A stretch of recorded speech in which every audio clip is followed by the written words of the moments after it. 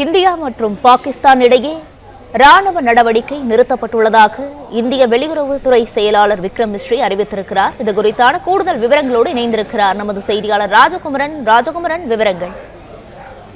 India Pakistan இடையே கடந்த 4 நாட்களாக எல்லையில் நடைபெற்று வந்த மோதல் சம்பவங்கள் முடிவுக்கு வந்திருக்கின்றன.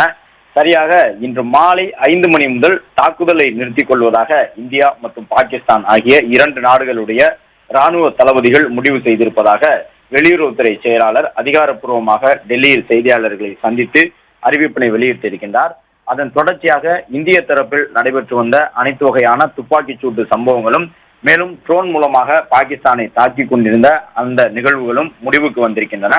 போர் நிறுத்தம் உடனடியாக அமலுக்கு வருவதாக 2 நாடுகளும் உறுதியளித்திருப்பதாக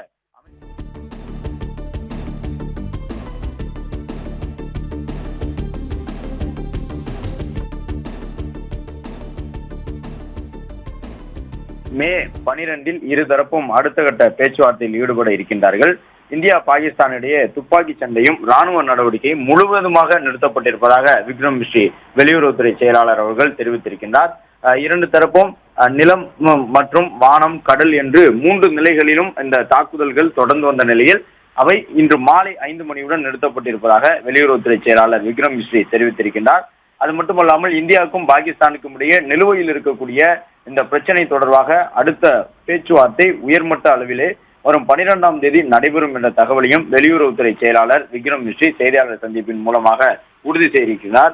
2 நாட்டின் ராணுவ உயர்மட்ட பேச்சுவார்த்தை இன்று மதியம் 3:35 மணிக்கு நடைபெற்றதாகவும் 3:35 மணிக்கு நடைபெற்ற அந்த கூட்டத்தின் வாயிலாக உடனடியாக இந்த தாக்குதலை நிறுத்திக் கொள்வது என்று 2 தரப்பும் முடிவு செய்ததை தொடர்ந்து 5 மணி முதல் இந்த தாக்குதல்கள் நிறுத்தப்பட்டிருப்பதாக வெளியுறவுத்துறை செயலாளர் தெரிவித்திருக்கின்றார்.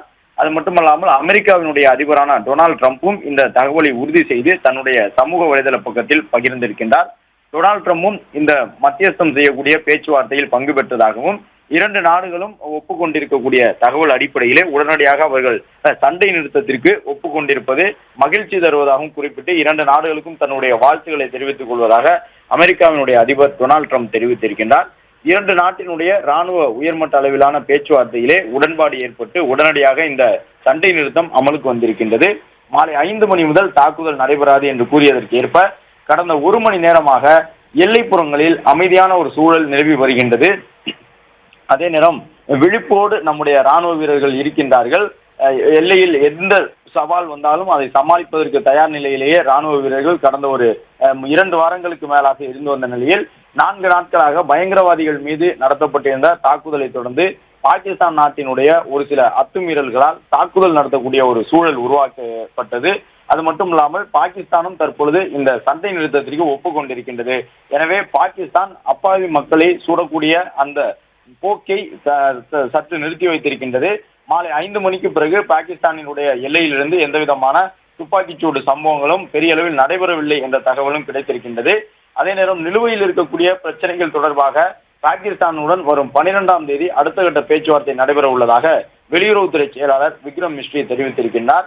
இந்த 3 நாட்களிலே பாகிஸ்தான் நாட்டுக்கு பல உண்மைகள் தெரிந்திருக்கும். எனவே இனியேனும் பாதுகாப்பு துறை சொல்லக்கூடிய இந்தியாவினுடைய உள்துறை சொல்லக்கூடிய அந்த நடைமுறைகளை பின்பற்றி பயங்கரவாதத்திற்கு ஆதரவு கொடுக்காமல் இருக்குமா என்ற ஒரு எதிர்பார்ப்பு எழுந்திருக்கின்றது. அமெரிக்கா நாடு மத்தியஸ்தனம் செய்து 2 நாடுகளையும் உடனடியாக இந்த சண்டை நிறுத்தத்திற்கு ஒப்புக்கொள்ள வைத்திருக்கின்றார்கள். ஏனென்றால் இந்தியா பாகிஸ்தான் 2 நாடுகளுமே அணு ஆயுதம் கொண்ட நாடுகளாக இருக்கின்றன. எனவே இந்த 2 நாடுகளும் பெரிய அளவிலான போருக்கு சென்றால் அது தெற்காசிய அளவிலே ஒரு மிகப்பெரிய பதற்றமான நிலையை உருவாக்கிவிடும்.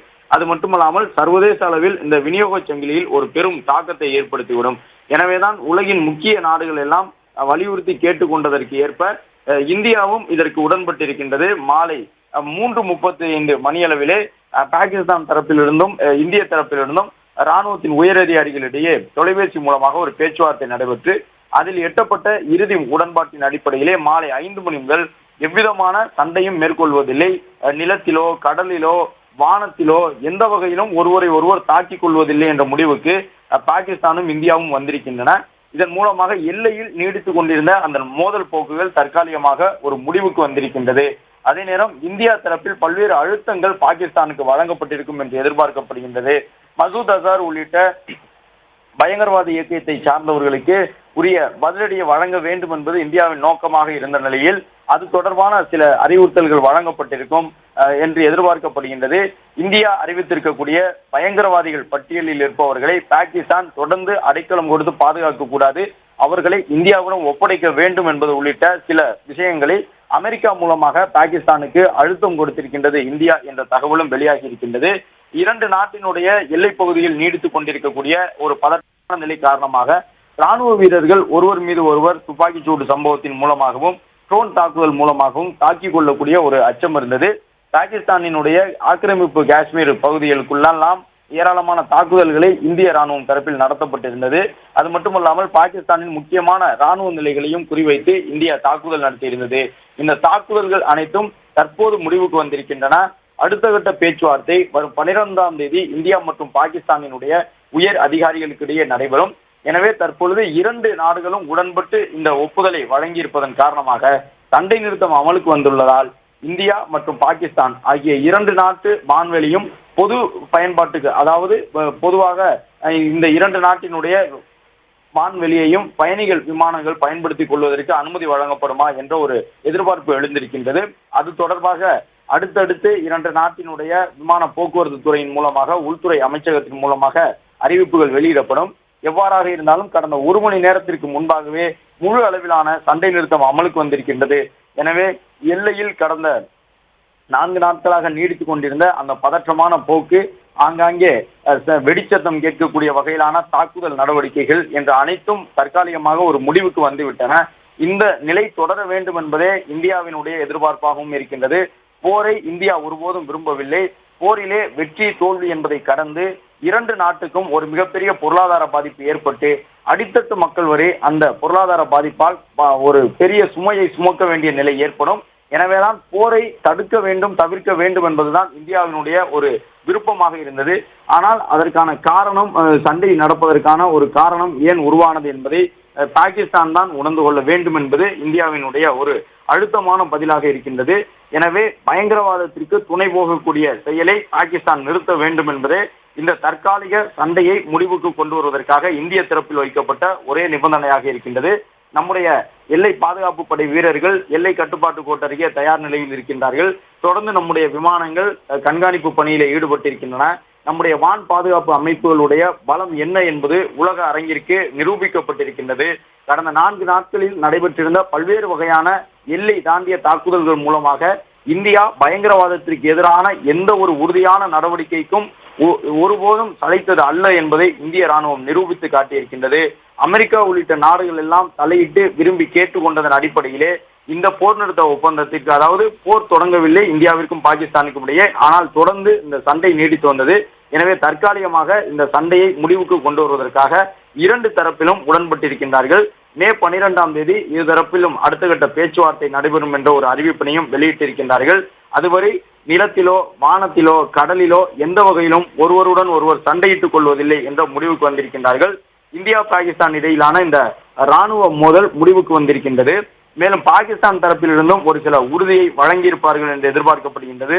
ஏனென்றால் பாகிஸ்தானுக்கு இது ஒரு மிகப்பெரிய வாய்ப்பை இந்தியா வழங்கியிருக்கின்றது மீண்டும் ஒரு முறை என்றுதான் குறிப்பிட வேண்டும். 1-2 நாட்கள் இன்னும் இந்த சண்டை நீடித்திருந்தாலே முழு அளவிலான போராக அது பரிணாமம் பெறுவதற்கு முன்பே பாகிஸ்தான் மிகப்பெரிய இழப்புகளை சந்திக்க நேர்ந்திருக்கும். பாகிஸ்தான் நாட்டினுடைய ராணுவ தளவாடங்கள் ஏற்கனவே தாக்கப்பட்டு விட்டன. எனவே அந்த சண்டை என்பது இன்னும் 1-2 நாட்கள் தொடர்ந்திருந்தால் பாகிஸ்தானுக்கு அது ஒரு மிகப்பெரிய பாதிப்பை ஏற்படுத்தி இருக்கும். எனவே பயங்கரவாதத்திற்கு துணை போகக்கூடிய அந்த செயலை பாகிஸ்தான் விடுத்து தொடர்ந்து ஒரு அமைதியான நிலையை எல்லையில் தொடருவதற்காக பாகிஸ்தான் பயங்கரவாதத்திற்கு எதிரான நிலைப்பாட்டிலே உறுதியாக இருக்க வேண்டும் என்பதுதான் நம்முடைய எதிர்பார்ப்பாக இருக்கின்றது. அதே போன்று பாகிஸ்தான் நாட்டில் இருக்கக்கூடிய அந்த பயங்கரவாத முகாம்கள் மீதும் ஏற்கனவே இந்தியா தாக்குதல் நடத்தி இருக்கின்றது. வரும் நாட்களில் அது போன்ற தாக்குதல்கள் தொடராமல் இருக்க வேண்டும் என்றால் பயங்கரவாதத்திற்கு ஆதரவாக இருக்கக்கூடிய தன்னுடைய நிலைப்பாட்டை பாகிஸ்தான் மாற்றிக்கொள்ள வேண்டும் என்பதுதான் ஒரு முடிவாக இருக்கின்றது. இன்று காலை கூட இந்திய ராணுவத்தின் தரப்பிலும் செய்தியாளர்களை சந்தித்த பொழுது அதை வலியுறுத்தி இருந்தார்கள். ஏற்கனவே இந்திய தரப்பில் நடத்தப்பட்டிருந்த அந்த பேச்சுவார்த்தையிலே எந்த விதமான முன்னேற்றமும் ஏற்படாத சூழ்நிலையில் தான் பாகிஸ்தான் தூதர்களை அழைத்து அவர்களுக்கு கண்டனம் தெரிவித்து பகல்காமிலே நடைபெற்ற தாக்குதலுக்கு கடும் கண்டனம் தெரிவித்து அதனுடைய பின்னணியில் இருந்த பாகிஸ்தானின் பயங்கரவாதிகளுக்கு அந்த நாட்டினுடைய ராணுவம் ஆதரவாக இருந்ததற்கான விளக்கம் கேட்கப்பட்டது. பாகிஸ்தான் தரப்பிலிருந்து உறுதியான பதில்கள் எதுவும் வராததன் காரணமாகவே இந்த சண்டையை தொடர வேண்டிய அவசியம் இந்தியாவிற்கு ஏற்பட்டிருந்தது. பயங்கரவாத முகாம்களை குறிவைத்து 9 இடங்களிலே இந்தியா தாக்குதல் நடத்தியிருந்தது. எந்த வகையிலும் அமெரிக்கா இந்த ராணுவ நிலைகளை, பாகிஸ்தானினுடைய ராணுவ அமைப்புகளை தாக்க வேண்டும் என்பது இந்தியாவின் இலக்காக இல்லை. அது மட்டுமல்லாமல் பொதுமக்கள் மீது எந்த தாக்குதலையும் நடத்தக்கூடாது என்பதில் இந்தியா இன்று வரை, அதாவது இந்த சண்டை நிறுத்தம் அமலுக்கு வரக்கூடிய மாலை 5 மணி வரை இந்தியா தெளிவாக இருந்தது. அதை பின்பற்றவும் செய்தது. எந்த ஒரு அடிப்படையிலும் இந்தியா வீசக்கூடிய ட்ரோன்களோ, இந்தியா அனுப்பக்கூடிய ஏவுகணைகளோ, இந்தியாவினுடைய துப்பாக்கி சூட்டு சம்பவங்களோ, பீரங்கி தாக்குதல்களோ பாகிஸ்தானினுடைய பொதுமக்களை பாதிக்காத வகையில் தான் நடவடிக்கை இருந்தது. ஆனால் பாகிஸ்தான் எடுத்த ஒவ்வொரு நடவடிக்கையும் அப்பாவி மக்களை கொல்லக்கூடிய வகையில் தான் இருந்தது. இருந்தாலும் அந்த கசப்புணர்வுகளை எல்லாம் மறந்து மீண்டும் ஒரு முறை பாகிஸ்தானுக்கு ஒரு வாய்ப்பை இந்தியா வழங்கியிருக்கின்றது. முதலும் கடைசியுமாக இந்தியா வழங்கியிருக்கக்கூடிய இந்த வாய்ப்பை பாகிஸ்தான் நாடு எந்த அளவு பயன்படுத்திக் கொள்ளப் போகின்றது என்ற ஒரு முக்கியமான கேள்வி எழுந்திருக்கின்றது. வரும் 12ஆம் தேதி நடைபெறக்கூடிய அந்த பேச்சுவார்த்தைக்கு முன்பாக பாகிஸ்தான் ஒரு சில நடவடிக்கைகளை உறுதியாக மேற்கொள்ளும் என்று குறிப்பிட்டிருக்கின்றார்கள். கிட்டத்தட்ட அந்த 24 மணி நேரத்திற்குள் பாகிஸ்தானினுடைய நடவடிக்கைகள் எவ்வாறு இருக்க போகின்றன என்கின்ற ஒரு எதிர்பார்ப்பும் எழுந்திருக்கின்றது. பாகிஸ்தானை பொறுத்தவரை இந்தியாவில் பெரும் தாக்குதலை ஏற்படுத்தி கடந்த 2001ஆம் ஆண்டு முதல் 300க்கும் கூடுதலான அப்பாவி மக்களுடைய உயிர்களை பறிக்க காரணமாக இருந்த அந்த நாட்டில் வேரூன்றி இருக்கக்கூடிய பயங்கரவாத அமைப்புகளை கலைக்க வேண்டும். அந்த அமைப்புகளின் தலைவர்களை, இந்தியாவை தாக்குதல் நடத்தியதற்கு மூளையாக செயல்பட்டவர்களை இந்தியாவுக்கும் ஒப்படைக்க வேண்டும் என்பதுதான் இந்தியாவினுடைய ஒரு முக்கியமான நிபந்தனையாக இருக்கின்றது. ஐக்கிய நாடுகள் சபை போன்றவற்றின் மூலமாக தொடர்ந்து அதற்கான அழுத்தத்தை இந்திய ராணுவம் இந்திய தரப்பில் வழங்கப்பட்டு வந்த நிலையில்தான் இதுவரை அந்த கோரிக்கைக்கு பாகிஸ்தான் செவிசாய்க்காமல் இருந்தது. ஆனால் இன்று இந்த சண்டை நிறுத்த ஒப்பந்தத்திற்கு உடன்பட்டிருப்பதன் மூலமாக பாகிஸ்தானினுடைய செயல்பாடுகளில் இனிமேல் ஒரு மாற்றம் தெரியும் என்று எதிர்பார்க்கப்படுகின்றது. ஏனென்றால் பாகிஸ்தானுக்கு எந்த மொழியில் பேசினால் புரியும் என்பதை உணர்ந்து அந்த மொழியில் 4 நாட்களாக இந்தியா பேசி இருக்கின்றது. பாகிஸ்தான் தொடர்பான இந்தியாவினுடைய நிலைப்பாட்டில் ஒரு திடமான மாற்றம் ஏற்பட்டிருப்பதை அந்த நாடு உணர்ந்து கொள்ள வேண்டும் என்பது உலக அளவில் இருக்கக்கூடிய அனைத்து நாடுகளுடைய ஒரு நிர்பந்தமாக பாகிஸ்தானுக்கு இருக்கின்றது. ஏனென்றால் உலக நாடுகள் தலையிடாமல் இருந்தால் பாகிஸ்தானினுடைய நிலை என்னவாகி இருக்கும் என்பது அனைவருக்கும் தெரிந்ததுதான்.